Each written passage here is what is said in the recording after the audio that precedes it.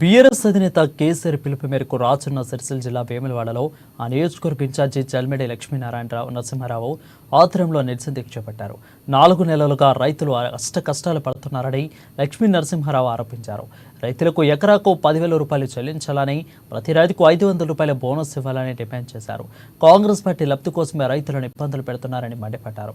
కరీంనగర్కు గుండెకాయ అయిన mid మానేరును ఎడారిలా మార్చారని, Congress party నిర్లక్ష్యం వల్లే 1500 టీఎంసీల నీరు సముద్రంలో కలిసిపోయిందని చల్మెడ లక్ష్మీ నరసింహారావు అసహనం వ్యక్తం చేశారు.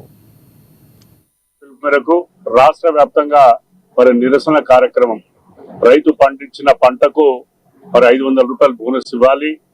అదే కాకుండా పంట ఏదైతే నష్టపోయినరో వర్షాలు వడగల్ల వానకు కావచ్చు, లేదంటే కరువుతోని ఈ గవర్నమెంట్ సూచన కరువుతోని నష్టపోయిన వారికి 25,000 రూపాయలు ఇవ్వాలనే కార్యక్రమం, అలాగే రైతు బంధు 10,000 కార్యక్రమం, ఈరోజు నిరసన కార్యక్రమం చేపట్టే భాగంగా వేములవాడ నియోజకవర్గ లో ఈరోజు గౌరవ మా జిల్లా పరిషత్ చైర్మన్ అరుణ రాఘవరెడ్డి గారు, చాలా మంది రైతులతో సహా ఈ కార్యక్రమాన్ని విశాఖపట్నం చేపట్టడం జరుగుతూ ఉంది.